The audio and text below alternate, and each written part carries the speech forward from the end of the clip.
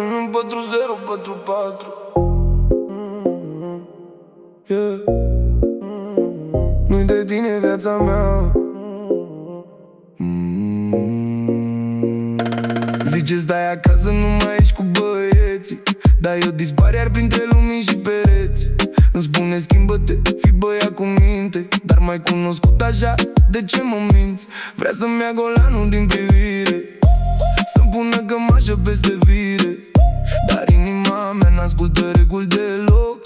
Eu mă întorc mereu în același loc. Îmi verifică telefonul din 10 în 10 minute, întrebări peste întrebări, parcă-s la interviu, nu iubire. Îmi spune că anturajul mă schimbă în rău, dar fix cu el am crescut, e drumul meu. Vrea să liniști de filme și promisiuni, eu încă trăiesc nopțile până răsare luni. Îmi zice că într-o zi o să mă cumințesc, eu doar zâmbesc și iar mă grăbesc. Îmi cumpără vise în alb și negru, eu un caler după neon și fum.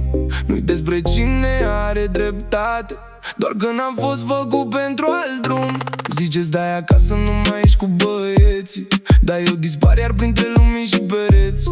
Îmi spune schimbă-te, fii băiat cu minte, dar mai cunoscut așa, de ce mă minți? Vrea să-mi ia golanul din privire, să-mi pună cămașă peste vare, dar inima mea n-ascultă reguli deloc.